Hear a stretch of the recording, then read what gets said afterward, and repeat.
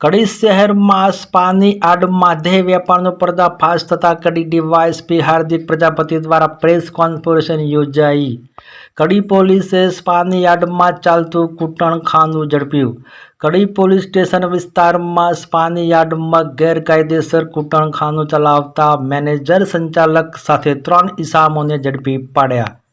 કડી સતરા road ઉપર આવેલ Neptune shopping સેન્ટરમાં આવેલ ડેન સ્પાના સંચાલક જાદવ અજયસિંહ તથા ધ તાજ સ્પા એન્ડ બ્યુટીના સંચાલક પટેલ મિત પ્રવીણભાઈ સ્પાની યાર્ડમાં રાજ્ય યુવતીઓની ગેરકાયદેસર ફેરફાર કરી લાવી યુવતીઓની રહેવા જમવાની સગવડ કરી આપી સ્પામાં માલિશ મસાજ કરાવવાના નામે દેહ વેપારને ગેરકાયદેસર કૂટણખાનું ચલાવતા હોવાનો પર્દાફાશ થયો છે।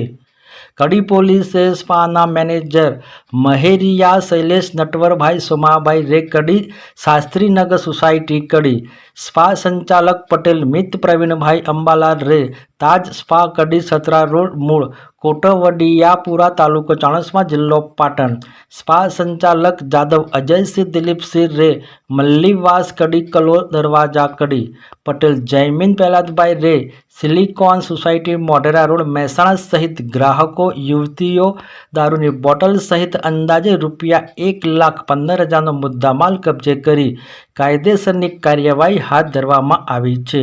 કડી શહેરમાંથી સ્પાની આડમાં દેહ વેપારનો પર્દાફાશ થતા મહેસાણા જિલ્લામાં સ્પાના માલિકોમાં ફફડાટ ફેલાયો છે।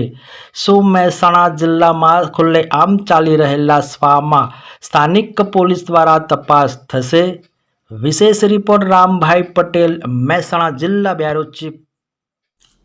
છેલ્લા 6-1 મહિનાથી સ્પાની યાર્ડમાં દેહ વેપારના ગેરરીતિ ચાલતી હોવાની પોલીસની જે હકીકત મળેલી એના અનુસંધાને ગતરોજ કડી પોલીસ દ્વારા ડેન સ્પા 2 તેમજ તાજ સ્પા 2 સ્પાની અંદર ઠરાવ કરી પંચો રૂબરૂ રેડ કરતા ડેન સ્પામાંથી 5 ભોગ બનનાર તેમજ 3 ગ્રાહક અને તાજ સ્પામાંથી 2 ગ્રાહક અને 3 ભોગ બનનાર મળી આવેલ। બંને સ્પાની અંદર તપાસ કરતા કઢંગી હાલતમાં ગ્રાહક તેમજ ભોગ બનનાર મળી આવેલ, તેમજ યુઝડ કોન્ડોમ તેમજ ફ્રેશ કોન્ડોમના પેકેટ મળી આવેલ છે। તેમજ જે તાજ સ્પા છે એની અંદરથી પ્રોહિબિશનની દારૂની 9 બોટલ પણ મળી આવે છે।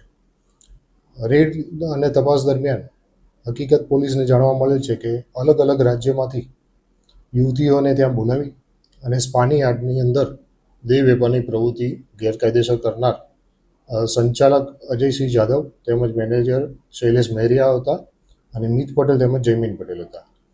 આ બંને સ્પા ઉપર પોલીસે રેડ કરી સક્સેસફુલ રેડ કરી અને એમના વિરુદ્ધ ઇમોરલ ટ્રાફિક પ્રિવેન્શન એક્ટ 345 તેમજ BNS એટલે કે ભારતીય ન્યાય સંહિતાની કલમ 143(2) અને 54 હેઠળ અને પ્રોહિબિશન એક્ટ હેઠળ કાર્યવાહી કરેલ છે। અત્યાર સુધીમાં 3 વ્યક્તિની અટક કરેલ છે અને બાકી તપાસમાં નીકળશે એ